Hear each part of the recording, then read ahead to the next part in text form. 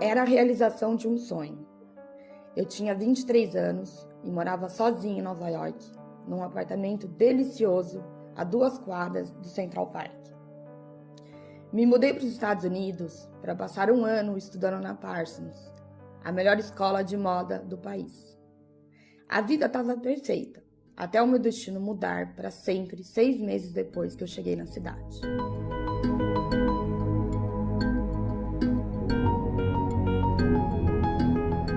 Um AVC aos 23 anos de idade é um desses acontecimentos inexplicáveis da vida. Lidar com as sequelas da doença não é fácil para ninguém, menos ainda para uma pessoa tão jovem. Neste episódio, a influenciadora Duda Schietti compartilha sua jornada para curar as feridas deixadas pelo acidente vascular cerebral, em um processo de aprendizado contínuo, autoconhecimento e resiliência, sem deixar de ser feliz.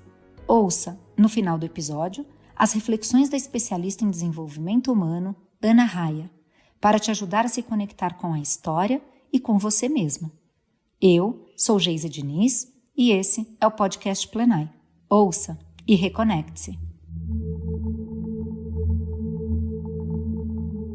Numa sexta-feira, como outra qualquer, acordei de manhã, fui ao banheiro e, na hora de escovar os dentes, eu comecei a babar.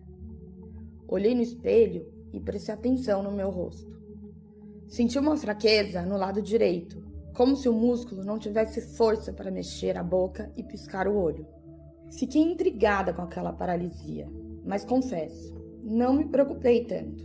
Na época, há 9 anos, eu não tinha conhecimento nem maturidade para entender a gravidade daquele sintoma. E eu me sentia bem, sem dor ou qualquer mal-estar. Então, vida que segue. Fui almoçar com uma amiga e senti uma leve dificuldade para comer. Voltei para casa e, conforme o dia foi passando, bateu uma falta de energia, indisposição e náusea. Como eu sou teimosa, no fim da tarde, fui à academia do prédio. Tentei me exercitar, mas era impossível. Naquela altura, o rosto já estava completamente paralisado. Liguei para minha mãe, que mora em Londrina, no Paraná, e ela disse para eu ir ao médico no dia seguinte. O médico achou que eu pudesse estar com uma paralisia de Bell's, uma fraqueza muscular causada por um vírus. Receitou um antiviral e me mandou voltar dali uns dias.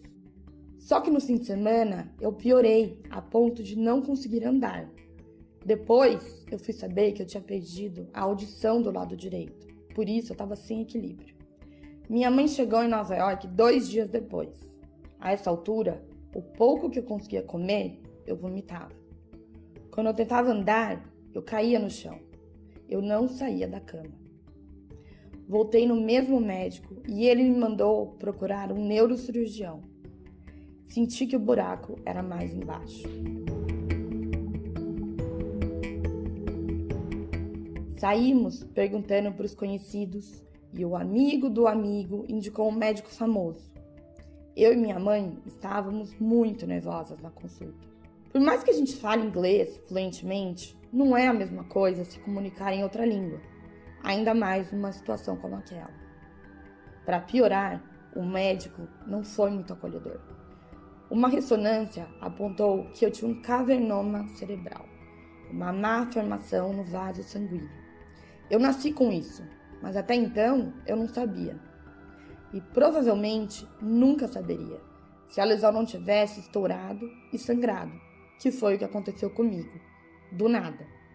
Em resumo, o que eu tive foi um AVC.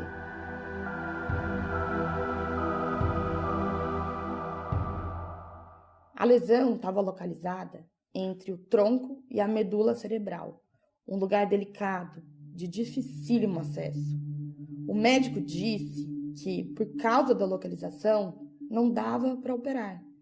Falou que o meu corpo ia absorver aquele cavernoma, que não tinha nada para fazer e era para eu voltar lá, dali 20, 30 dias. Não tinha como eu aceitar aquele diagnóstico. Eu estava muito debilitada.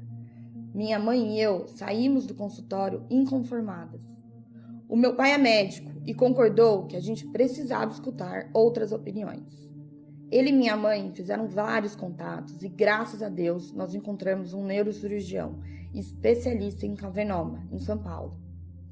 A gente mandou os meus exames e ele me mandou voltar imediatamente para o Brasil para operar, porque eu poderia ter outro sangramento. Deixei tudo para trás, peguei um voo para São Paulo e no mesmo dia eu fui ao consultório. O médico falou sobre a cirurgia e a primeira coisa que eu perguntei foi: tá, mas e o meu rosto? Vai voltar ao normal ou vai ficar paralisado para sempre? Eu tenho até vergonha de falar, mas a verdade é que eu não estava preocupada com a minha saúde, e sim com a minha aparência. Daí o neuro respondeu: isso eu não posso te garantir. E continuou: você tem que agradecer a Deus que só o seu rosto está paralisado. Conheço vários casos de pessoas que tiveram exatamente o que você teve e não mexem nada de um lado do corpo. E outras que o cavernoma afetou a parte cognitiva. Então agradeça que você está andando, mexendo o seu braço e a sua mão, falando e pensando. Foi um choque de realidade ouvir aquelas palavras. Um verdadeiro chacoalhão. A cirurgia foi marcada para o dia 14 de março de 2013, um mês depois do primeiro sintoma. Na véspera da operação, o médico da equipe foi ao quarto do hospital conversar. Ele explicou que era uma cirurgia de alto risco e pediu para contar comigo. A gente precisa da sua calma, precisa que você esteja bem, porque isso faz muita diferença. Só que até aquele momento, imagina, eu nunca tinha tido nenhum problema de saúde. No máximo, uma gripe. Na madrugada, eu tive uma crise. Não sei se de ansiedade ou pânico, mas eu me tremia toda. Passei a noite em claro, morrendo de medo. De manhã, antes de eu ir para o centro cirúrgico, minha mãe, meu pai, meus 2 irmãos, minha cunhada e eu fizemos uma oração de mãos dadas, pedindo a Deus que conduzisse os médicos da melhor maneira possível. A operação durou 14 horas e deixou uma cicatriz enorme, numa linha reta que sobe da cervical até o topo da minha cabeça.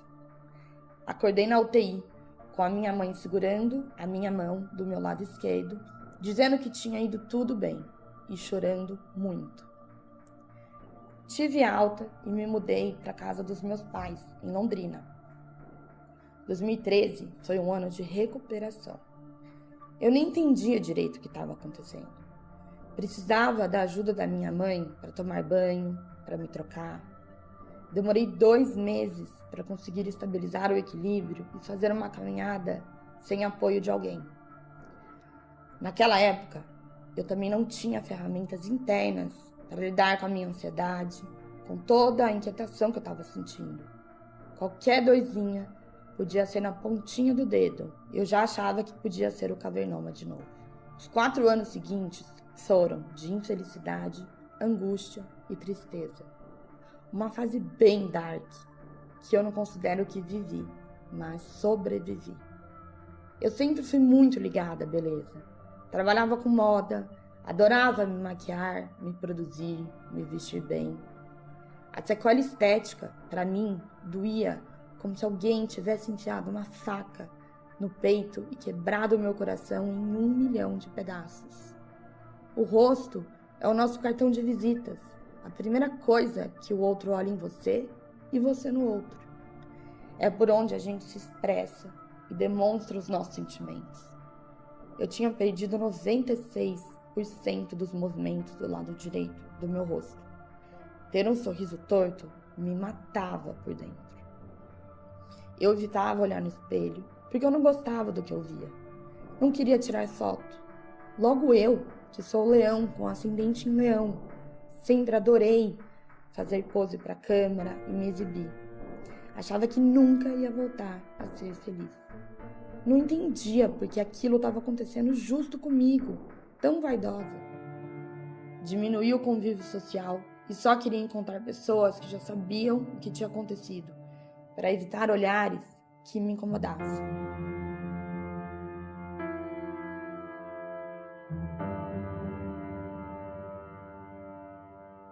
Sair desse buraco existencial foi uma longa caminhada que começou pela alimentação. Por causa do susto, eu queria cuidar melhor da minha saúde. Procurei uma nutricionista e passei a comer mais comida de verdade e menos alimentos industrializados e inflamatórios, tipo farinha branca e açúcar. Comecei a consumir produtos orgânicos e a dar importância para a procedência das carnes que eu ingeria. Só com essas mudanças, senti mais energia, meu humor melhorou e o meu sono também. Eu sempre adorei compartilhar tudo que eu aprendo e por isso fui dividindo as descobertas com os meus amigos no Instagram. As pessoas gostaram e foram interagindo comigo. Aquela troca me fez bem e me instigou a pesquisar mais sobre esse universo do bem-estar. Fiz um curso de Health Coach e entendi que eu não me alimento só de comida. Os pensamentos, as emoções, as pessoas ao meu redor, o ambiente e o sono também me nutrem. De maneira orgânica, entrei numa jornada de autoconhecimento, um assunto pelo qual eu não me interessava antes. Eu tinha e ainda tenho uma fé muito grande, mas nada além disso. O meu estímulo para fazer exercício também mudou. Antes da doença, eu praticava corrida e fazia musculação, mas confesso, só para ficar magra. Não estava nem aí para os benefícios para a saúde, até eu descobrir o yoga e o conceito de impermanência. A mesma postura que eu fiz ontem perfeitamente bem, pode ser que hoje eu não consiga nem começar. Talvez porque a mente está mais agitada ou porque eu não tenha dormido tão bem. E tá tudo certo. O yoga me mostrou que cada dia é um dia. Nós mulheres somos cíclicas, como a natureza, e precisamos respeitar esse movimento. Com o yoga veio a meditação, que me ensinou a não me identificar com os meus pensamentos, principalmente na época em que eles eram tóxicos. Eu não me achava boa o suficiente e não conseguia mais enxergar beleza em mim.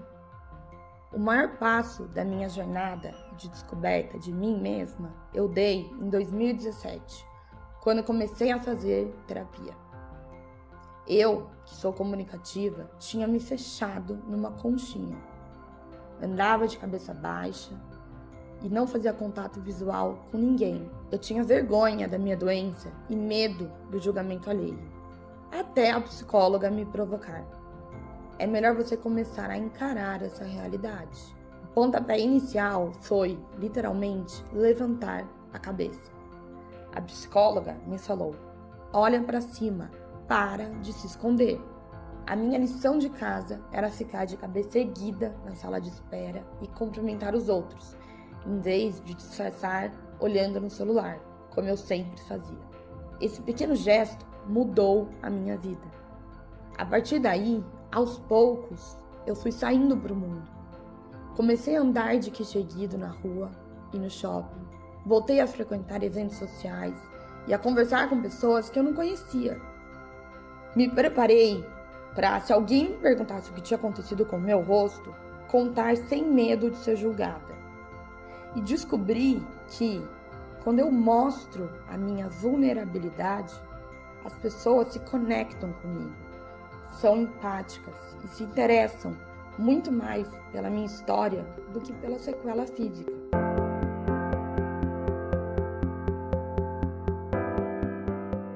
Nessa jornada, compreendi que a gente fica tentando esconder as nossas feridas de nós mesmos. Eu conheço muitas mulheres que têm vergonha de si mesmas, não se olham peladas no espelho, porque não gostam do reflexo. Só que esse caminho não tem sentido. As nossas imperfeições fazem parte de quem nós somos.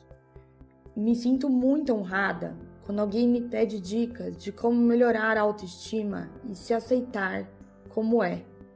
Eu sinto empatia, porque eu sei o que essa pessoa está passando. Ainda tenho minhas questões com a ansiedade e a vaidade, mas sinto que estou caminhando para a minha melhor versão. E estou mais inteira para ajudar quem enfrenta situações semelhantes.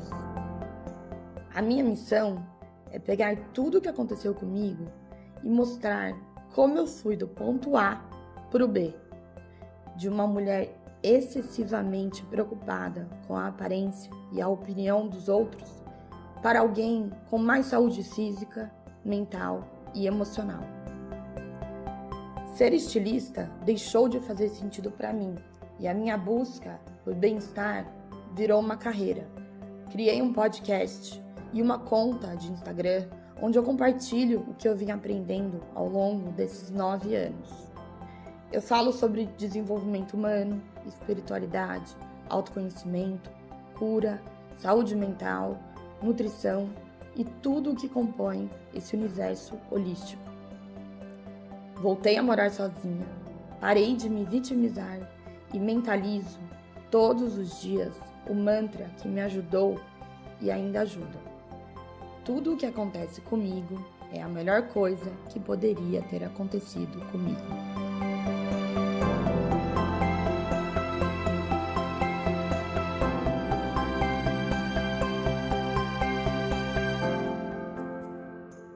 Duda é generosa ao dividir sua história.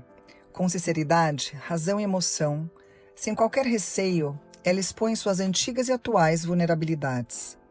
Sua história deixa claro que a vida acontece sem aviso prévio e que a cada obstáculo que não estava no chamado script confirma sua impermanência. Nenhum de nós tem controle total da vida, mas todos podemos escolher como reagir aos acontecimentos que ela nos apresenta. Em um primeiro momento, Duda se recolheu e acolheu a dor que vivia, dando espaço ao problema, até que, em seu ritmo, decidiu mudar. O processo de mudança muitas vezes se inicia quando existe o abandono de nossas expectativas e a aceitação da realidade. Se você não encara a realidade, não tem a chance de transformá-la em uma realidade melhor. E foi assim com a Duda. Ao aceitar sua nova condição, ela começou a se desapegar de antigos valores e mudou a forma como narrava sua história para si mesma, até que essa narrativa passou a transformar seu próprio mundo. Quando você muda a sua narrativa, você muda a sua realidade. Ao ouvir o relato de Duda, me lembrei de um trecho de um poema que se chama Casa de Hóspedes, que foi escrito pelo poeta persa do século XIII, chamado Rumi. Esse trecho diz assim: o ser humano é como uma casa de hóspedes. Toda manhã, uma nova chegada. Uma alegria, uma tristeza, uma maldade. Uma percepção momentânea chega como um visitante inesperado. Receba e acolha a todos, mesmo se forem uma multidão de tristezas que varre violentamente a sua casa e a esvazia de toda a mobília. Mesmo assim, trate com honra cada convidado, pois eles podem estar limpando você para a chegada de um novo deleite. E o mantra de Duda tem muito a ver com esse poema. A Duda diz: tudo o que acontece comigo é a melhor coisa que poderia ter acontecido comigo. E assim, ela reforça a ideia de que podemos abraçar todos os eventos de nossas vidas de coração aberto e assim viver de forma inteira, com coragem, propósito e significado.